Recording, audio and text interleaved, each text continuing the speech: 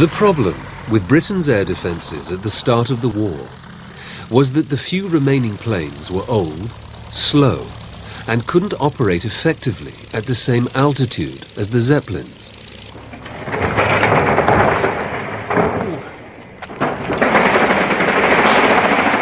The Shuttleworth collection has the world's largest number of flying British aircraft from the First World War.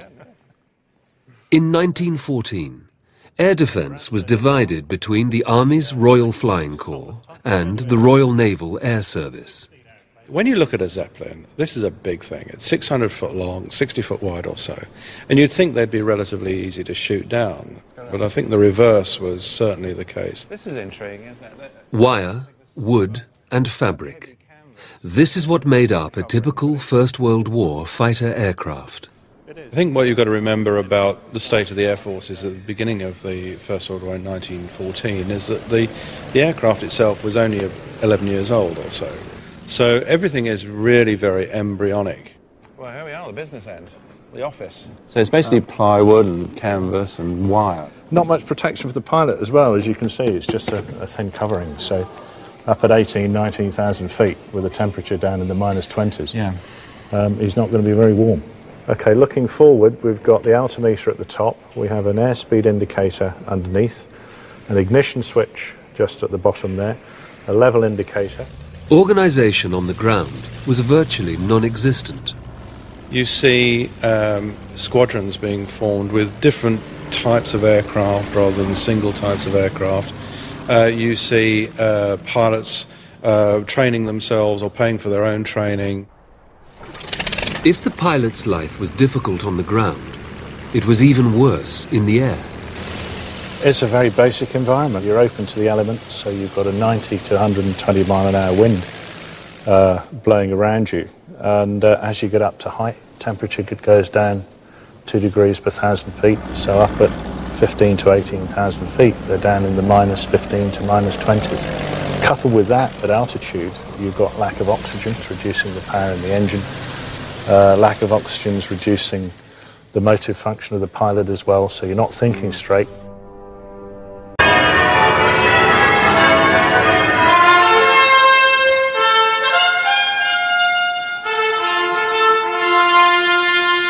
But it was aircraft from the newly created Home Defence Squadrons which were to have the biggest impact in Britain's battle with the Zeppelins. In the summer of 2006, the standard of the RAF's 39 Squadron was laid up at St Clement Danes, the Royal Air Force Church in London's Strand. The squadron has been disbanded after 90 years' service.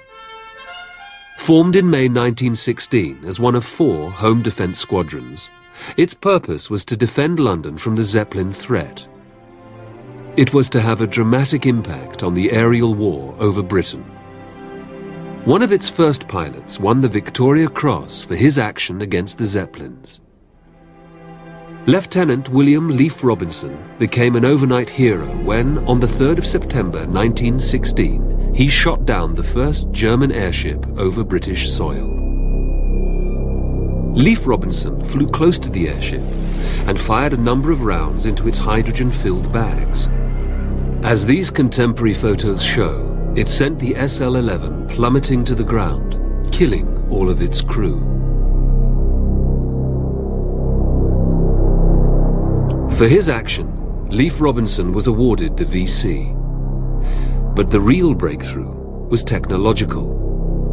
He was using newly developed incendiary bullets, which burned as they were fired, igniting the highly flammable hydrogen in the airship. The late summer of 1916 should have been the high spot of the Zeppelin offensive. They carry out some mass attacks, 16 airships on one occasion, the biggest ever. But the British have the incendiary bullet. Now, the fighters, which have got the organisation to get themselves in more or less the right place, with the Zeppelins illuminated by searchlights, are able to fire large numbers of explosive and incendiary bullets in a very nasty mix into the gas bags of the Zeppelins. And it has a tremendous impact. So there's stories of people coming out into the streets, dancing with joy, singing.